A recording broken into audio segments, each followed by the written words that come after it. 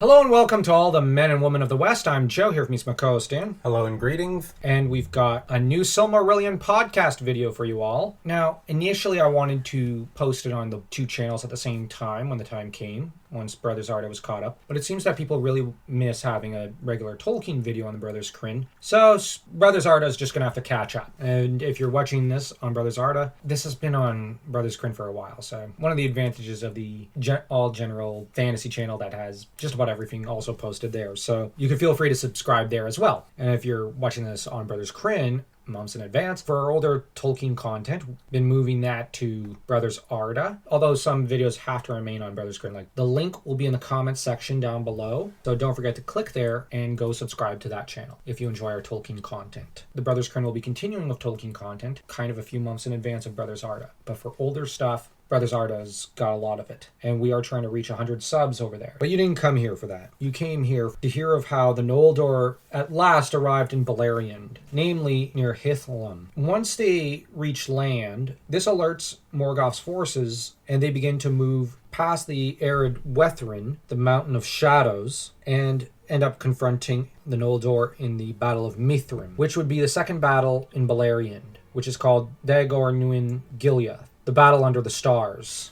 which is a pretty lovely name. They would be repulsed over the mountain and down into the plains to the north, the grand plains of Ardgallan, to the north of Dorthonion. Namely, the orcs were chased there, with the armies of Morgoth, some of them passing south of the Vale of Sirion, where Círdan would rush forth to try to battle with them. His forces suffered greatly, with Celegorm surging over the hills near Aethel Sirion to corner these men of Morgoth in the fens of Serech. Círdan the shipwright, was saved, thank heavens. But the battle overall lasted 10 days, and the main casualty of the battle would prove a major one. All that aside, it has to be stated that ultimately Morgoth would not come out to oversee the battle himself, but would remain in Thangorodrim and lie in wait. Writers within the frame narrative don't know why he didn't come out. Basically, the theory is essentially that it wasn't important enough, and that he felt confident of victory. I think that plays a factor, but I also think that one should not forget that Morgoth is also still somewhat wounded by Ungoliant, because she was not impressed when he basically said, no, you can't have the Silmarils. And we gotta bear in mind he was massively weakened since his time as Melkor. As Melkor, he probably could have crushed her, but the problem is that he has since dispersed his essence into Arda itself, as well as into a number of his beasts and whatnot. Between all the dispersing he's done with his essence, has left Morgoth in a very weakened state. And with the assuming of the name Morgoth, this also weakens him, as he has now got a mortal name of sorts, which ties him further into the narrative of Arda in universe. So he's tied more and more to the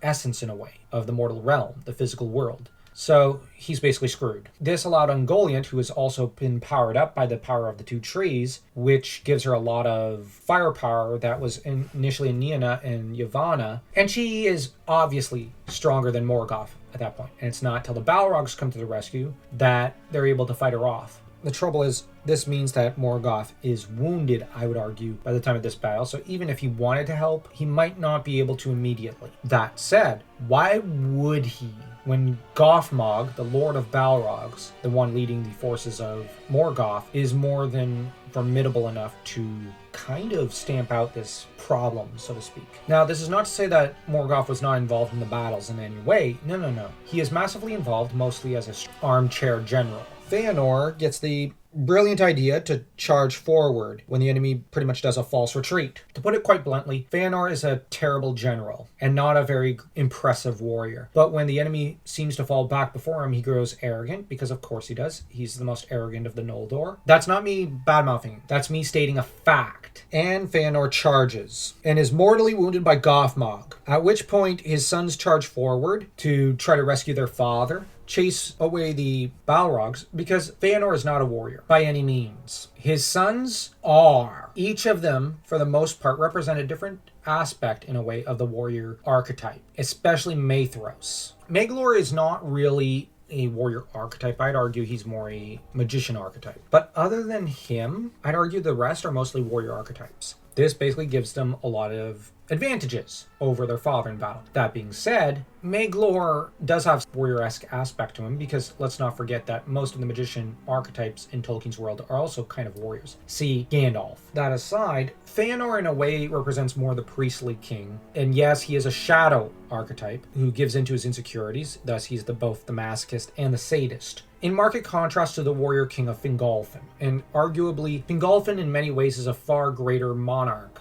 than Feanor ever was. The trouble is, Feanor has always ruled with the I am the king, I can do whatever I want mindset, which that never bodes well. He just leads his forces. When he charges over Dor Daedalus into the ambush, really Maethros' generalship that saves the day and prevents this from being a complete and total disaster. So it's really Maethros' leadership that just saves the day and turns this from a disaster into, I don't want to say a victory, but a stalemate. Feanor, the being of passion.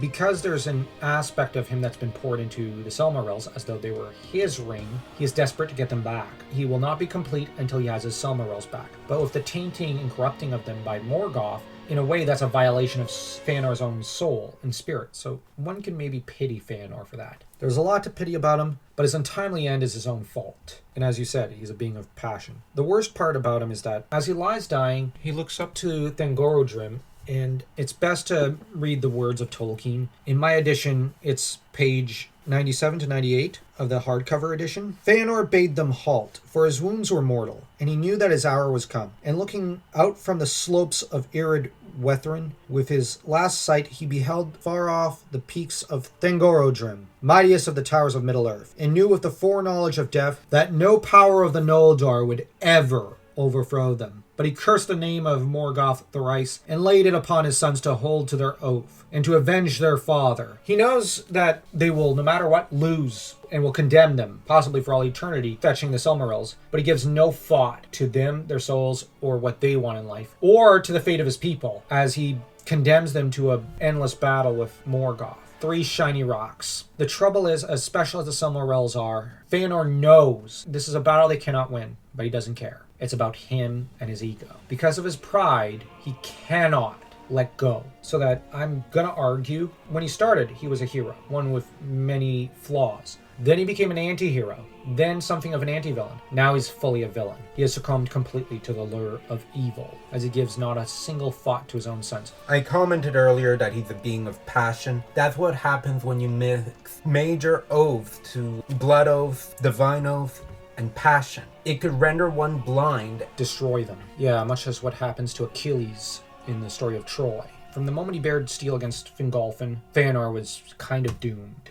And I would argue there was no helping him. He would not move off that road set before him, because to move off of it would mean compromise, something Feanor has never been capable of at any point in his life, in any capacity. It would not be until after countless eons in the halls of Mandos that by the time of Dagor Dagorath, Feanor finally learns to let go and smashes open the Silmarils to revive the 2 trees. I hope you all don't mind that we decided to break up the Return of the Noldor chapter into multiple videos. It just seems like such a big, eventful chapter that could not really see any other way to properly pay homage to this episode in the Silmarillion. I hope you all enjoyed this video, and if you did, don't forget to smash that like and that subscribe button as though you were Morgoth putting an end to Feanor's brother Fingolfin.